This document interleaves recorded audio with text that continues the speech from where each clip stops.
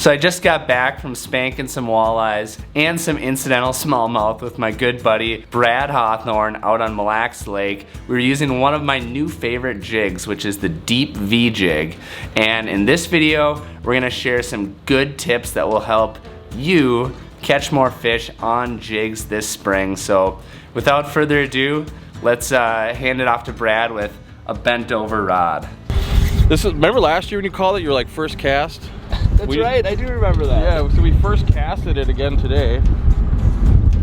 And I don't think this is the right flavor. Not our target species. Not our target species, but it's huge, whatever it is. Like it feels, if it's a smallmouth, it feels 5+. Yep, and that is a 5-pounder. Brown one. Look at that. Oh, hey, they like deep V's and shiners too. Yeah, that's the one thing about deep V's is you put a shiner on it and they're pretty irresistible with just about anything you can throw at them. I mean, and that is all of 5 pounds. That's a great big one. This is one of those Mille Lacs smallmouth that, and he wasn't going anywhere. This is one of those Mille Lacs smallmouth that people talk about. This guy here is 5 pounds plus and is a trophy in anyone's book. Like that is just an absolute giant. But deep V jigs, plastics, shiners, no matter if you're walleye fishing or you're bass fishing for 5 and 6 pound smallmouth, they will definitely get the job done. So as you could see, it definitely wasn't flat calm out there. It was blowing pretty good. And one of the biggest mistakes that I see anglers make is not presenting their bait well when they're fishing in the wind or in bad weather like that. And more often than not, it comes down to boat control. So Brad is gonna explain a little bit about how you can kind of use a simple approach for boat control that will help you catch more walleyes and present your bait better and not have it halfway up the water column or whatnot. Keep it nice down near the bottom, right where the walleyes are gonna bite it. As you can tell today, it's blowing. We're tucked against the north end. It's blowing about 20-25 miles an hour. And if we got another mile offshore, or if we were on the south end of the lake, you'd literally be in big fat rollers that no one wants to fish in. So with Mille Lacs, sometimes you fish it a little different. Like right now, we got the Minn Kota on spot lock, and we're just spot locking, and then we're casting out the back of the boat and making those micro moves around these pieces of structure. And the fish right now are in 8 to about 14 feet of water. And they're in all different sorts of moods. You got fish that are spawning, fish just got right off the spawn, fish that are kind of post-spawn, doing their kind of feed bag thing. And the bass are all over. The bass are pretty much being bass, doing whatever they want to do. They're looking for spawning locations. Other ones are just cruising down sand flats. They're kind of just doing what early season smallmouth do, which is cruise around, try to pair up, and look for nesting areas. But if you're looking to catch walleyes, grab yourself some deep V's and 1/8 all the way up to 3/8, because 3/8 on really windy days like today, we started with 1/8, we went up to quarters just to keep in contact with those jigs. And that's why they sell. People would say, well, why are you using that heavy of a jig? Why are you using a 1/4 ounce jig in 10 feet of water? Well, the answer is to maintain contact with your line. If you can't feel your line, you're not gonna feel the fish. So that's the reason to upsize when it's windy. Set your boat up upwind of where those walleyes are and cast downwind with an upsized jig. And that's about as good of a recipe for success as you're gonna find during this springtime period. And the proof is in the pudding. Oh, this is the right flavor. What do you want me? Here, I'll grab it. Oh, there's another one with it, man. You only see that in the spring where walleyes are just getting done with the spawn, and what happens is the males are running around and other males will follow it because they think they're going to spawn with the female. This one actually had two walleyes following with him, which is kind of cool to see. And again, deep V jig right in the snout, and there's your little Mille Lacs walleye right there. So today the sun's out and it's a little bit cooler, the wind is blowing. I actually had to put my jacket on, and what we did was we slipped out a little bit deeper and started working the bottom a little bit more in about 12 foot of water. And technique is still the same: minnow, deep V jig, cast it out, slowly work it back. Now again, these water temperatures we have this year are a titch cooler, so that means instead of snap jigging and all that crazy stuff that we do with jigs when the water warms, we're just working these jigs slowly back to the boat. Just like this is how we're doing it. Slow swimming action. Every once in a while, let it sit on the bottom, pick it back up, and start that action over. But that is how we're catching walleyes on jigs this year. Next up, Brad is gonna demonstrate exactly how he likes to hook a shiner onto the deep V jig. Jig, spot tail shiner. I'm gonna go through my 1, 2, 3 punch on hooking a shiner. You may say, that's not a long shank, that's not whatever. The deep V jig, in my opinion, is like perfect for, that's like your utility jig. Works on all minnows, as long as you're not talking something that's 8 inches long. Works on all minnows. It's got a super sharp hook, can be used with plastic, it tracks straight, it gets down to depth quick. So, typically, right in the mouth, then right out the gill, see that? In the mouth, out the gill. Then I slide that hook shank all the way down in so that the minnow mouth is against the head of the jig, just like that. And this is what I call the rolling. So you see how the body of the minnow is in between these two fingers. So I'll take the hook point, put it on the belly of the fish, and then I'll slowly roll that minnow right on there. And you see how that left the hook point exposed, and see how sharp that is? It's just super sticky. So that is the 1, 2, 3. So through the mouth, out the gill, number 1. Roll the minnow, number 2. Pull the hook point through, number 3. That's the easiest way to hook a minnow on a jig. Whether that's short shank, long shank, whatever it is, that's how you do that. And usually you can get a couple of fish out of your shiners when you hook them like that. But look how nice that looks. That's a cool natural presentation that ultimately catches you more fish because it's rigged straight, it's natural. You have your jig leading the way and your shiner sealing the deal. That double hooking strategy is a really good way to keep minnows on the hook, whether you're dragging them across the bottom or you're giving it little pops or rips as the water temperatures start to climb.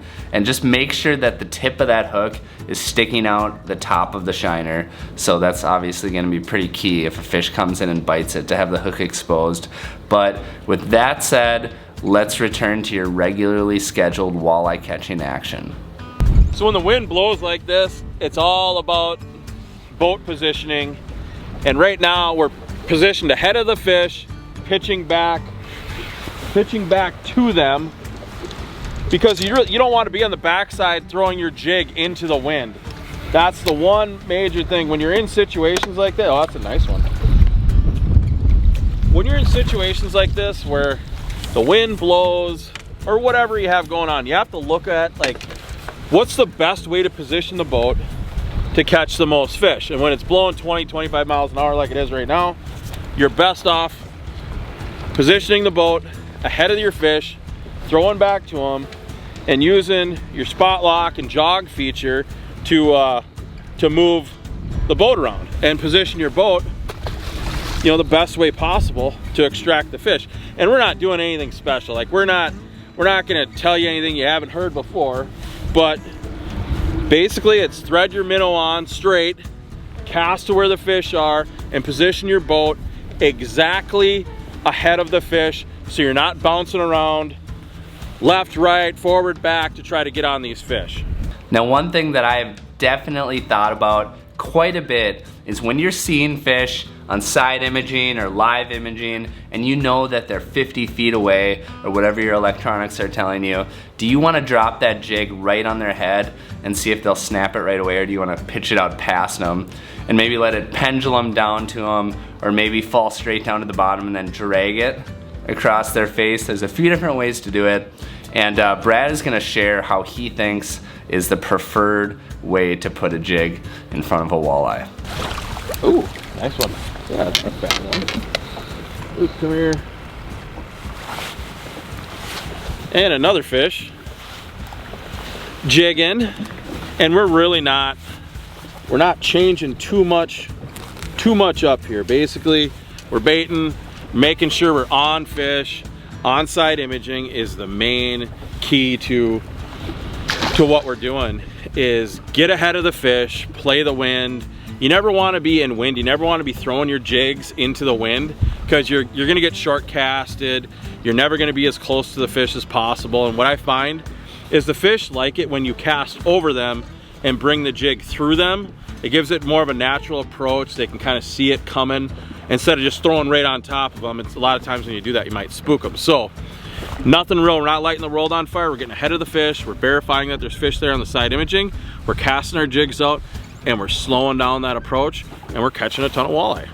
Now the biggest key to catching walleyes on jigs is to make sure you're actually throwing your jig at walleyes. And one of the best ways to do that is using your electronics. And watching Brad out in the boat, he is like a hawk on the side imaging. And as a general rule of thumb, we're usually not fishing a spot unless he sees them first on side imaging. So that's just something to think about. But I'm gonna pass it off to Brad right now, and he's gonna talk a little bit more about how he utilizes electronics to stay on top of fish during this spring period.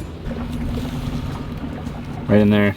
So that's what it looks like when we're parked like that. Yeah, so when you're parked, when you're spot locked, that's what it looks like when fish is coming through your transducer. And the beauty about being spot locked is your boat keeps moving a little bit, so it's kind of like doing the scanning for you. So just because you're spot locked doesn't mean you still can't use your side imaging.